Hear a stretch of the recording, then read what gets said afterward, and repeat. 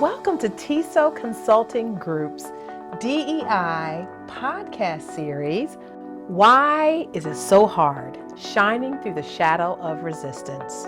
I'm Dr. Tonya Breland. And I am Erika Leek.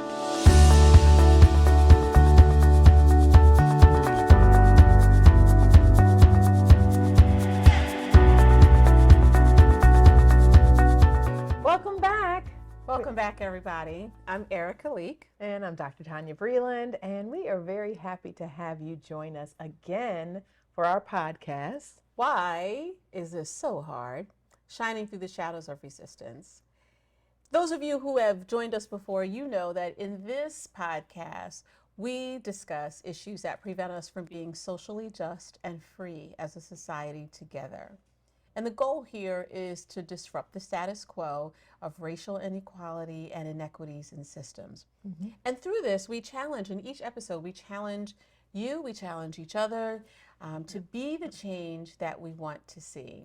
And so today's podcast, today's episode is really a continuation. It's really part two. It is. Right? It's part two of the last. Yes. Podcast on privilege. Right. Is privilege not an honor? Right. You talked about what that meant in the beginning, but we didn't actually answer we did answer the question, but we weren't explicit in our answer. Yeah. We had to imply or make implications. We thought about the title because very often people will say it's a privilege and an honor to be here. And so we were thinking about the concept of privilege, and specifically like racial privilege, white privilege. So is privilege and honor the same thing? Are they synonymous in this context? Mm-hmm. Right? Mm-hmm. And we were talking about kind of the complexities of that and how it shows up and what it looks like and how people experience it and how others don't, quite frankly. Right. Yeah, we were talking about that. And we shared Peggy McIntosh's White Privilege Unpacking the Invisible Knapsack. And we do understand that this conversation about privilege can be a triggering conversation because I think what we've heard is that when we talk about privilege, people get very defensive and angry and upset, and they feel that we are diminishing the hard work that they may have, done to get to where they are. They, use phrases like, I've worked hard for this. Nothing was handed to me. I earned this. And we're not saying that, when we talk about privilege, we're really talking about systems, how the system is set up to honor groups of people or people with certain characteristics. Mm-hmm. It's systemic. So there may be individuals, obviously, who worked really hard. Mm-hmm. I mean, we recognize that we have privilege in the area of education in particular. And yes, we have worked hard for this, and we know that we've worked hard, but we know that the system is not set up for everyone to get what we've gotten, period. Absolutely. We know that. Right. That's absolutely right. I mean, just look at the statistics around education for Black people. I mean, you can see that it's just not set up for us to succeed.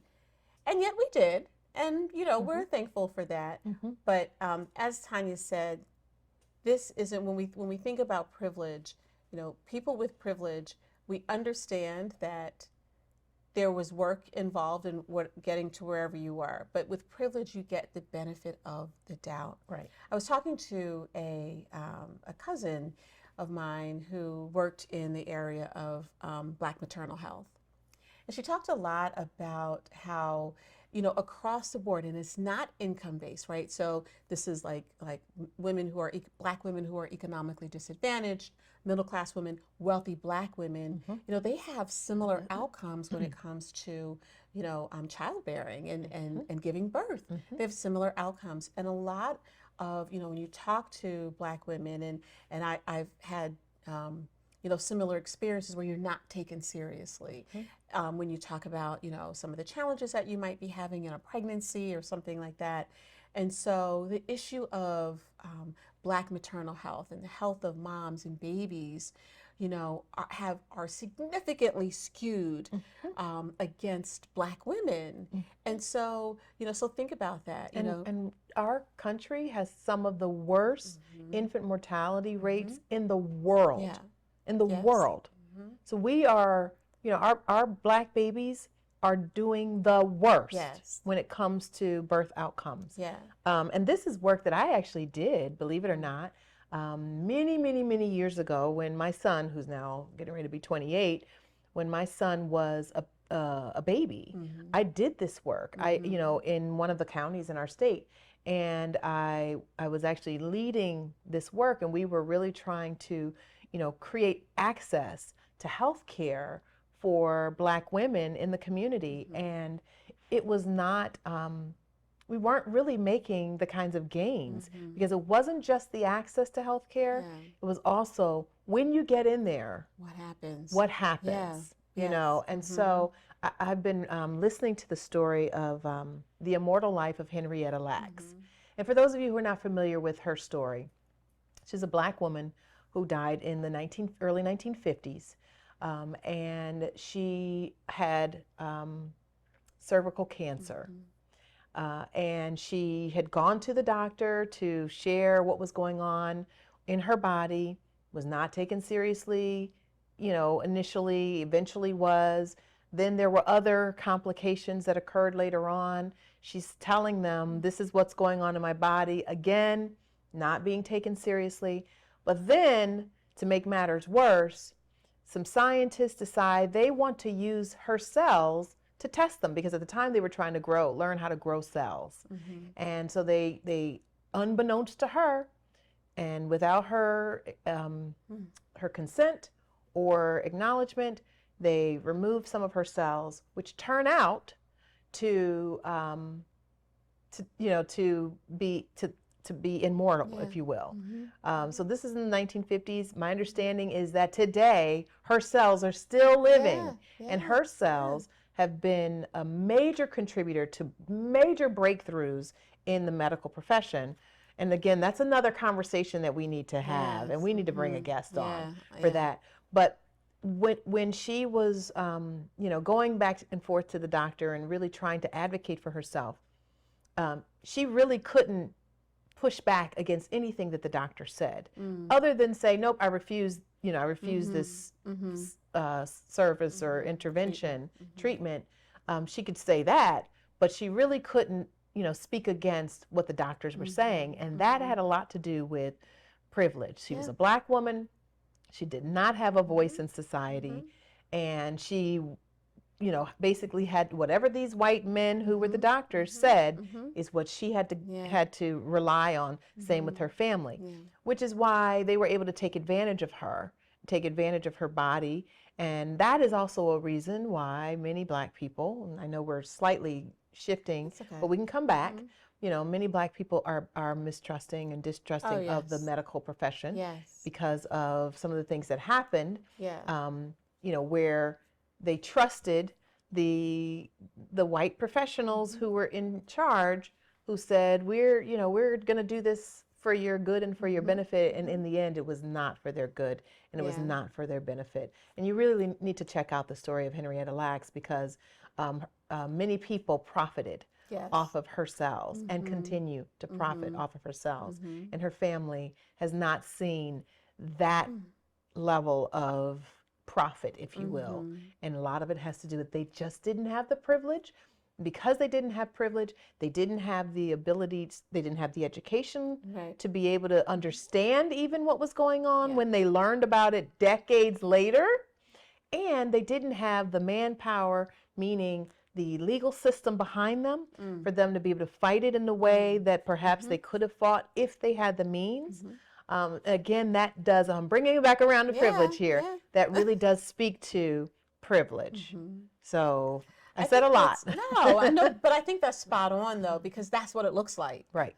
That's what it looks like. And those are the effects of, when you lack privilege, like how you can just be totally, in this case, like really violated, really, right? And so that's what happens. So this is not just about, somebody not, somebody complaining about not getting a job that they want, or somebody, not getting, in a social group or something like that. Like like this has like life and death implications, right? And so health is just like one area. Healthcare and healthcare services is one of those areas where we see privilege bearing out, and we see it because we have the data in terms of outcomes, right? And you're right. The United States is, as progressive as the United States, there are some areas that we really struggle with, and Black maternal health outcomes and babies are one of those areas, right? And very often, I think you said it earlier, like you worked in an area of access. But it's also like, what happens when you get there? How seriously are you taken, right? And I actually think you were saying that, with Henrietta Lacks, and she was, kind of she didn't have any agency around like what in terms of the treatment. I think that it happens today. I agree. Right? I agree. In fact, my own family situation, my mother is ill and is suffering with cancer and has made some decisions about her body and her treatment that the doctors don't like. Yeah. And they have, been really negative towards her. And really it's because she has said, this is what I want. Yeah.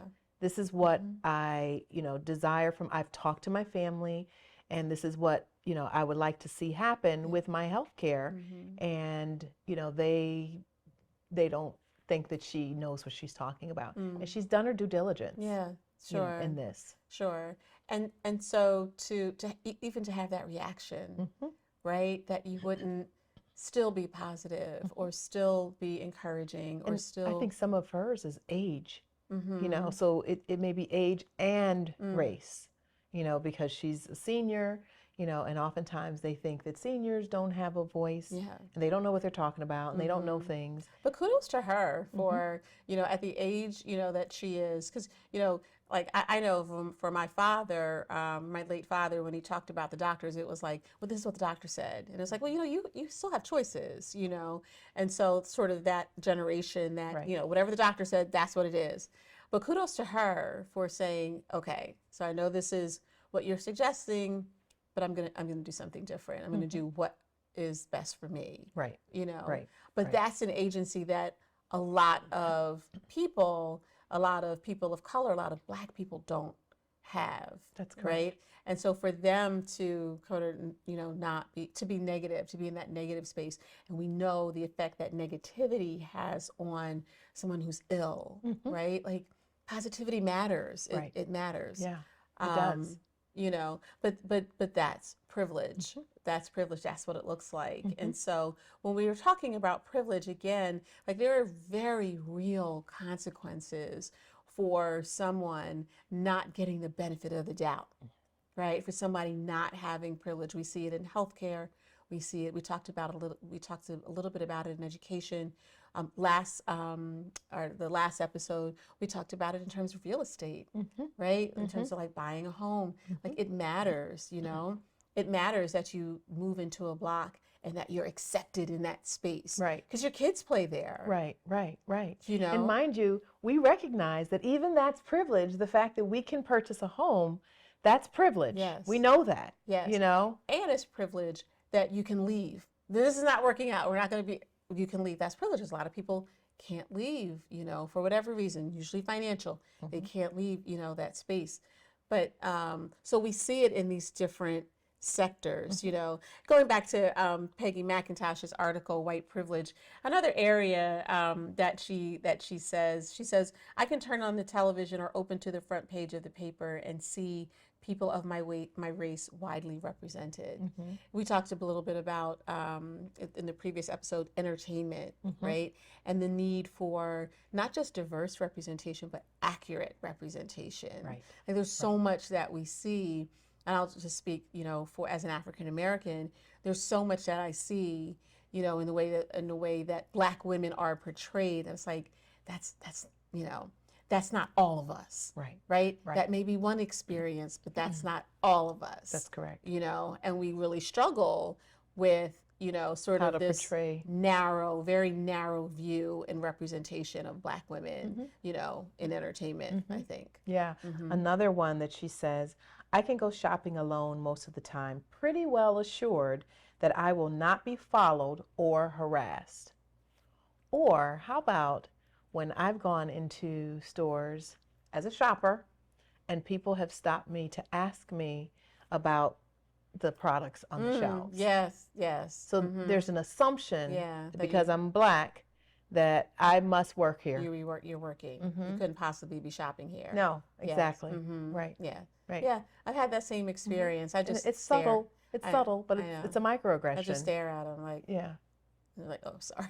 I actually I say can't. you It can drives me ask crazy. somebody over there. I don't work here. I don't even respond. I have don't responded, respond. but it's annoying. It is annoying. It's Of course annoying it is. because there's an assumption being That made. you don't belong Exactly. here. That's it. Exactly. That's the assumption. You don't belong here, so you must be working. Right. Yeah. Exactly. Exactly. Yeah. Yeah. It's sad. It is. It really is. That still exists today. It is. It is. Yeah. Another thing she says is whether I use checks, credit cards, or cash, I can count on my skin color not to work against the appearance of financial reliability.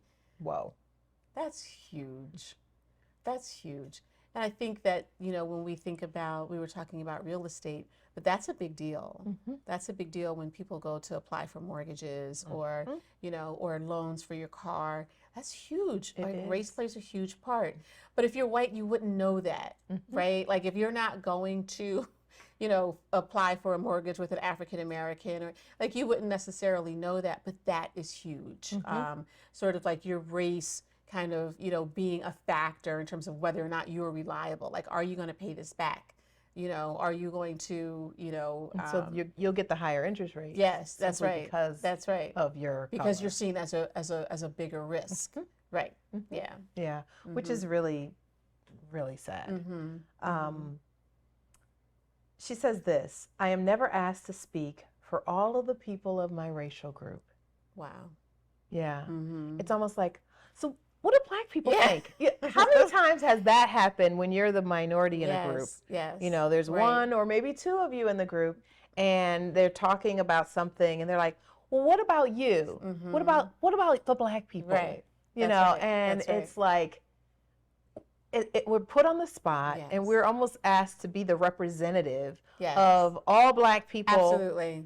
No group is a monolith. That's right. Like, that's right. We are broad and there are a lot of perspectives, a lot of, ideals and ideas that are generated amongst us that we do not think the same. We don't act the same. We are not the same. That's right. And yet there are still people today who still will put you on the spot and ask you to represent the Black people in, like, okay, so can you speak for how Black people feel about this? I can only speak to how I feel. I can speak about my experience, but my experience may not be the same as yours. Like, That's right. You and I know quite a bit about each other. We spend a lot of time with each other, but our stories are not the same stories. That's right. Our experiences are not the same experiences because none of us are that way. Not a monolith.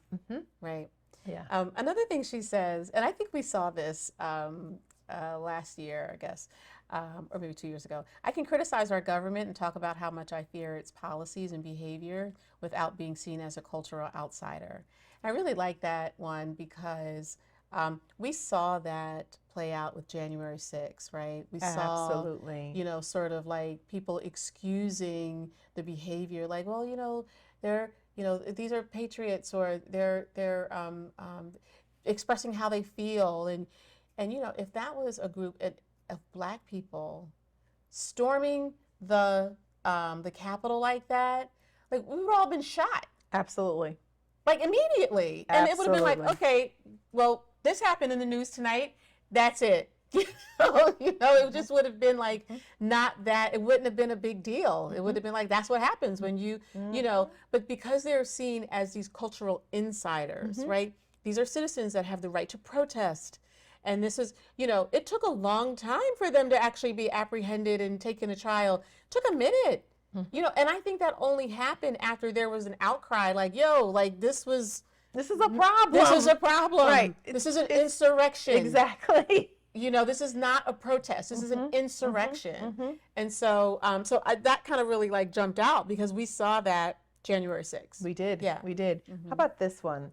I can be pretty sure that if I ask to talk to the person in charge, I will be facing a person of my race. Now, Peggy McIntosh is a white woman, so she's talking about she would be facing a white woman. Yeah. And we know this to be true because when we looked at the statistics in our last podcast of who's in charge of major systems and major organizations in our country, most of the time they were 90+% white people who were in charge. That's right. And so if you go to an establishment, an organization, and they say, well, I want to talk to the person in charge, your expectation is you're going to see, for me, I expect if I ask to see the person in charge, I'm expecting that I'm going to see a white person come out to handle whatever the situation is. That's right. And even I get surprised when it's not. Oh yeah. Yeah. Oh yeah. And that's the case, right? Because like, you know, in our society, the way it works, the person in charge is usually white. And so you're right, when somebody comes out, it's like, oh. Oh, okay. Well, this is what happened, you know, but absolutely. Yes. That is the case. That is the case. She also says, I can take a job with an affirmative action employer without having coworkers on the job suspect that I got it because of race. Yeah. That's huge. That's huge. Because as you know, one of the challenges that as Black people we have, you know, on the workplace, like if you get especially a nice position in leadership, you often have to prove, you know, that you're qualified and capable to lead, to be in this position. You don't get the benefit of the doubt, right? Because you don't have the privilege, right? You don't get the benefit of the doubt. Yeah. You don't have to prove that, oh, you're just here because they need a Black person in this office. He's like, no, I'm qualified to do this. Yes, yeah. Right. Yeah. Yeah. I know. Yeah. That one burns me. Yeah. Because I've been in those positions. We're going to talk about that in another podcast, specifically about, you know, that whole being a diverse leader. That's right. And what that's like. Yeah. That one's a big one. Yeah. You know, and she really does talk about a lot of different things. Here's one that kind of goes back to that healthcare piece again. I can be sure that if I need legal or medical help, my race will not work against me. That's big. I mean, we talked about the medical part, but the legal part, that's huge too. I mean, just look at the percentages of incarcerated Black males in this country. I mean, disproportionality is in that. Meaning, so what we mean by that is, if you look at the percentage of Black males that live in our country, and we look at the percentage of Black males that are incarcerated, the percentage is far greater in prison than it is in society. Yes. So there's some kind of disproportionality. So then that means, like, let's look at policing, let's look at, you know, all of that. And not to mention there are assumptions that are made because of what we see in the media. That's right. So it's not uncommon, and we've shared this in some of our trainings.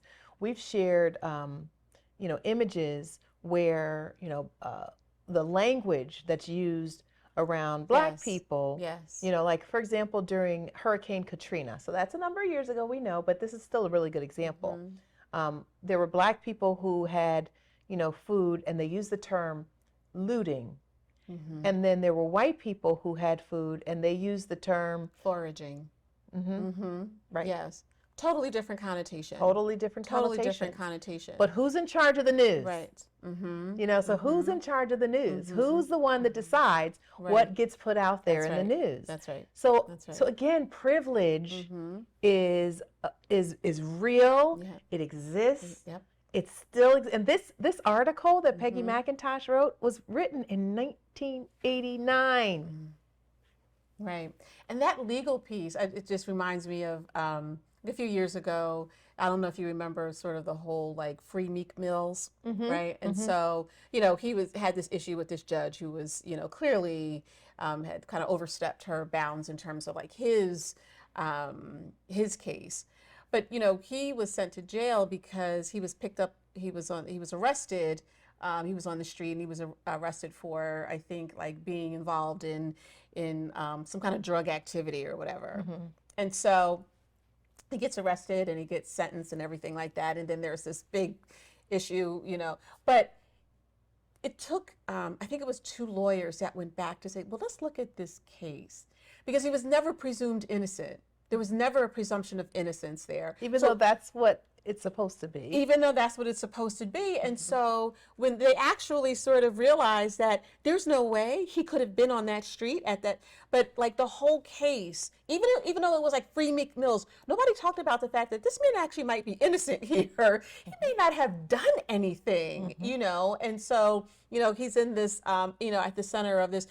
And so if there's one, there's another, right? If there's one, young man that's in there, even though he was, in there, unfairly, there's another. And so I think, but as soon as you become, there's a meme on social media that one of the, it's satire, and it says like there's this young white woman and she's on trial, and they say, her sentence is that throughout her trial she'll be treated as an African American, and you see her crying.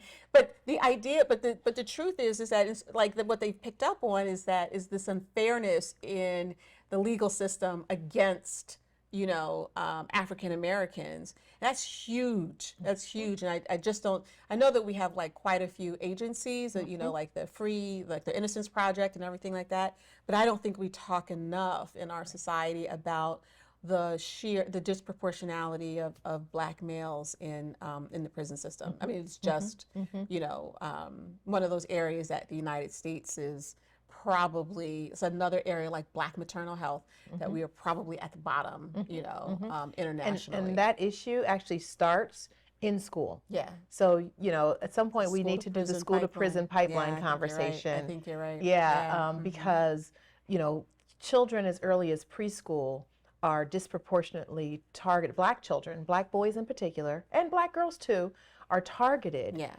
Even in preschool, as being the kids who are bad. Yes. Targeted and labeled as being bad. That carries on for however many years it carries on. And, at some point, this leads to this whole, school to prison pipeline, which is, another conversation that we just don't have time to talk about in this episode. We don't. But it's a privilege related conversation. Yes. Yeah. I mean, the truth is that it's all related to privilege, right? It all goes back to who has privilege in this society and who doesn't. And you can see, if you've joined us for our part 2 of this, you can see just how far-reaching the tentacles of privilege are, in our society, and the adverse outcomes, that happen, for people who don't have privilege. Right. And so we'd love to hear, your experiences or your thoughts around this. I'm Erika. I'm going to end here because we could talk more. As I'm talking, it's like it's another idea. But I'm Erika. Maybe we'll have a part 3 one day. And I'm Tonya. And thank you again for joining us.